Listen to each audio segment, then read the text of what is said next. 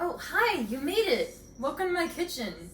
I'm Ruby and I'm going to show you today how to make the most delicious salad in the world. This is a salad of my own creation, so I'm really excited to share it with you guys because honestly, I love it. So the first step when you get into any kitchen is to wash your hands, and that's why I'm rolling up my sleeves over here. I want to make sure my sleeves don't get in the food or in the water.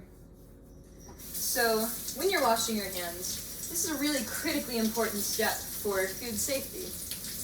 You want to make sure you get your hands nice and wet, plenty of soap, and when you're washing your hands, you want to make sure you get every surface. Get your palms, get the backs of your hands, get each of your fingers, in between each of your fingers, and under your nails, and even your wrists. Now, the reason that we want to wash our hands for 20 seconds is because soap can destroy the cell membranes of bacteria. Bacteria is bad. Bacteria can get you sick. So if we can prevent that from entering our food, then we can cut down on a lot of the chances of us getting sick from eating. So I'm just going to make sure that all of the soap is fully washed off of my hands, because if you accidentally get soap in your food, it gives you a really bad stomachache. You don't want that. I don't want that. You don't want that. No one wants that. So you want to make sure you dry your hands nice and thoroughly after washing them.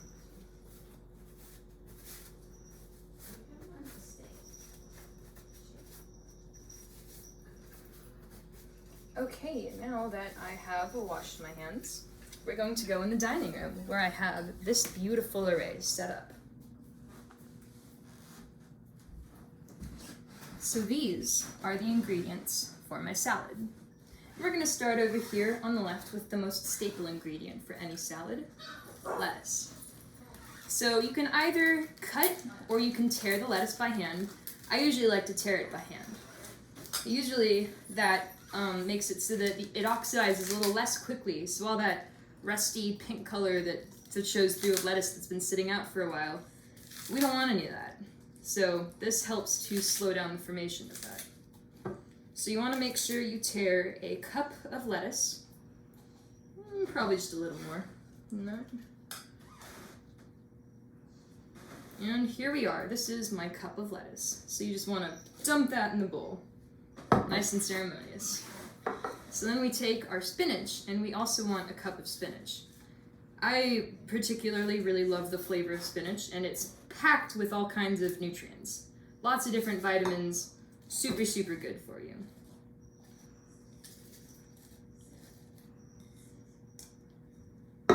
So we've got our cup of spinach.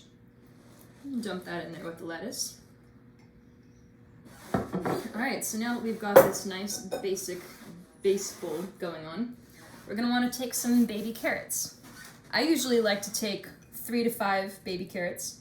I'm going to take 4 in this case. And we take them over to our cutting board and just chop them up nice and easy. Bite-sized pieces, you can make them a little smaller, or of course you can make them a little larger. And make sure that you don't cut your fingers. So make sure your fingers are nice and back away from the blade. I'm just going to cut this last little carrot here. And we take our pieces of carrot and we put them in our bowl. See, already nice and bright orange, and I really love the color contrast between the orange carrots and the green of the spinach and the lettuce. So the next thing after the carrots are our hearts of palm. Usually you can find this canned. It really is just the heart of certain palm trees, and I really like the Vigo brand, but really any brand works. So you can either just go ahead and, take one of these out, toss it in your salad whole, or you can chop them up smaller if you want. So it cuts nice and easy. It's not hard like a carrot, it's soft. So once you have your hearts of palm, toss those on in there. And the next step is to get olives. So I'm going to take out 3 Kalamata olives. Kalamata is my favorite flavor of olive, and it goes really, really well in this salad. Oh, come on, little guy. So next, after the olives, you want to get your marinated mushrooms. Again, I went with the Vigo brand. These are the most delicious marinated mushrooms in the world. I am convinced. They're in a vinegar marinade, so there's a really delicious sourness that comes through. It's not just your basic mushroom. It's got a bit of kick. It's got a bit of flavor to it. So I'm just gonna toss 1, 2, 3, 4, 5 of those. Oop, I got 6 of them into my salad. We get a bonus this time. All right, so the next step after the mushrooms is to add your croutons and your sunflower seeds. So with the croutons, you can do this one of 2 methods. You can either toss them on your salad, like I like to do, and then put your salad dressing on, because I like to make my croutons full of the flavor. Or you can do your salad dressing and then your croutons on top of that if you like the crunch more than you like the flavor. So that right there, that's about 2 tablespoons. And next we're gonna take our organic sunflower seeds. Another good alternative for the sunflower seeds is pine nuts, but some people are allergic to pine nuts, so I'm showing you this with sunflower seeds. Totally delicious either way.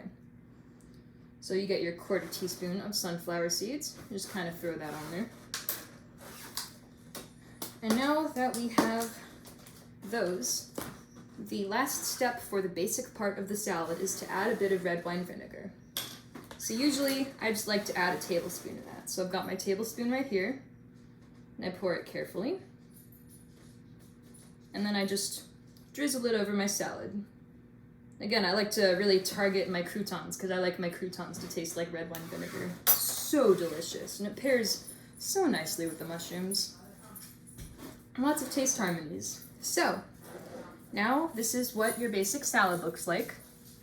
And now that we've got our salad, I'm going to show you how to make a salad dressing. I'm going to show you a sweet orange vinaigrette. My sleeve is coming a little unrolled, so I'm going to make sure that stays rolled. So the first step is you take 1 large orange and you zest it. This is what the zest of an orange looks like. And in order to zest an orange, what you do is you want to put your microplane on top of the bowl to make it nice and easy. And you take your orange and you get that orange part of the orange. You just kind of slide it along there. It's a little time consuming, so I zested most of this orange before starting the video. So you just want to make sure you get all of that orange part. And you want to avoid this white part here. That's called the pith, and it's very bitter. So now that I have the zest of 1 orange, I'm going to toss this in my Nutri-Ninja. This is a high-speed blender, and it'll work with any high-speed blender. So I'm just going to make sure that I've got my zest in there, and again, remember, I have washed my hands very thoroughly, so this is safe. So in the interest of time, I'm not going to actually juice this orange, but the next step is to juice this orange and use the juice of 1 orange right here. This is orange juice. It's about a 1/4 cup. All right, so now that we've got those steps, the next step is to add your apple cider vinegar. So we are going to take 2 tablespoons of apple cider vinegar. That's 1, and that's 2. And after the apple cider vinegar comes the honey. Really, any honey works. And you just take it, and again, 2 tablespoons of honey. So this could take a second because honey can be pretty viscous. So here's our 1 tablespoon.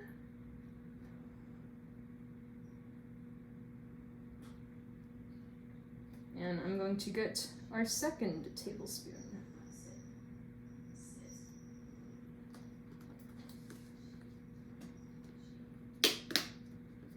Just let that drip off for a second.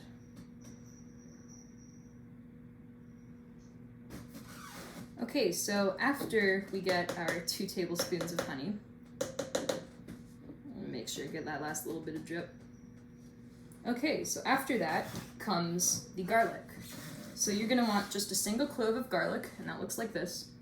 So I find that the best way to mince garlic, which is what we're doing in this case, is you kind of crush it with the back of a spoon a little.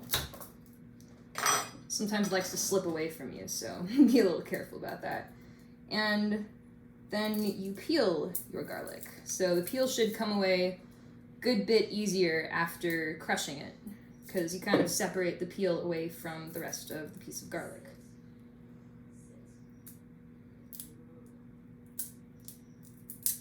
Alright, there we go. Now I've got my garlic. You can see there's no peel left on it. So usually, you want to take this little piece right there, and you chop off that little nub. This part. I don't like to use this part. And then, you want to take a fork, and just kind of crush it. And this is just the easiest way to mince garlic. This is a kitchen hack right here. So you crush it in one direction, you crush it in the other direction.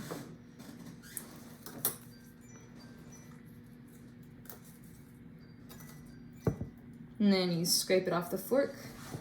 Make sure you've got your nice small pieces. And you can see that's pretty well minced. Nicely minced.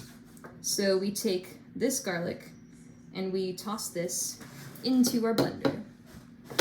And now that we've done that, the next step is to take a 1/4 teaspoon of salt.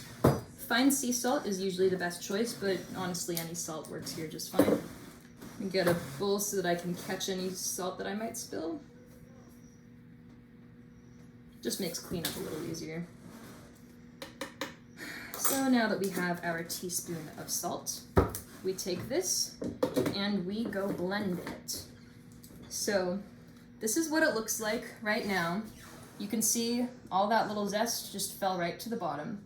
And our goal here is to get it totally smooth. So you might want to, use the liquid a bit to get that zest down at the bottom. Then we take it to our blender. And again, like I just said, we're just going to blend it until it's totally smooth.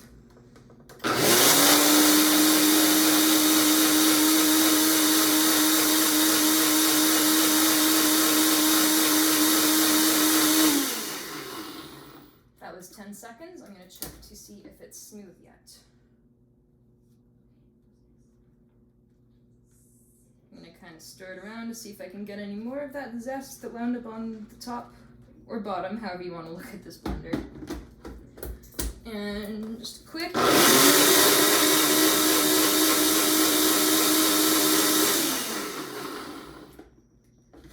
Alright, so yeah, that's nice and smooth. You can see that. It smells very orangey. Nice and citrusy. Really, really, really good smell in this room right now. Oh yeah.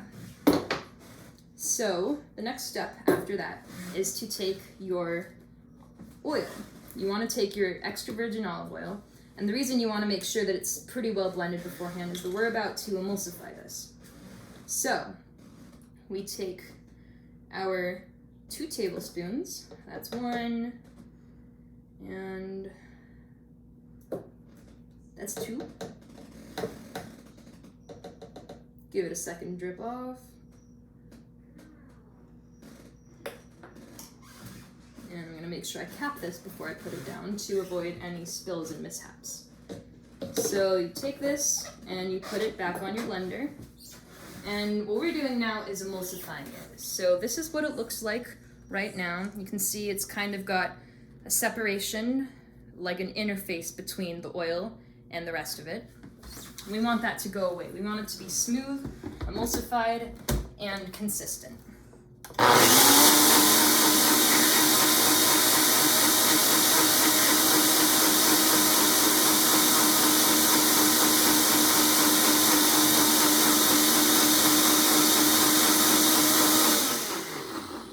Check that. It has been 15 seconds of high-speed blending, and yeah, I'd say that looks pretty consistent.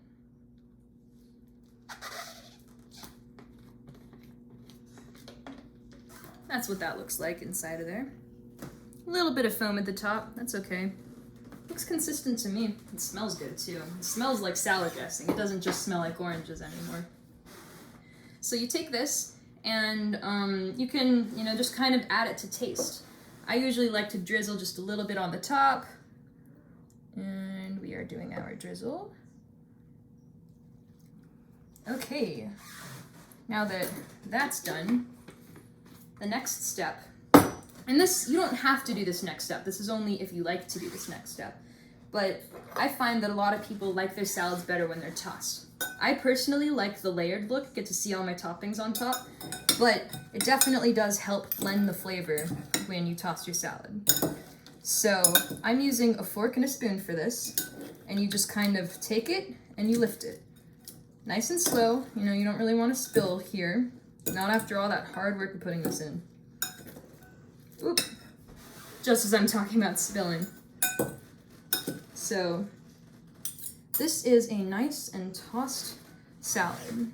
So you can see how beautiful that looks. There's nice and lots of color, and there's a bunch of variety in the ingredients, and this is packed with lots of vitamins that you need. All right, let's give it a try.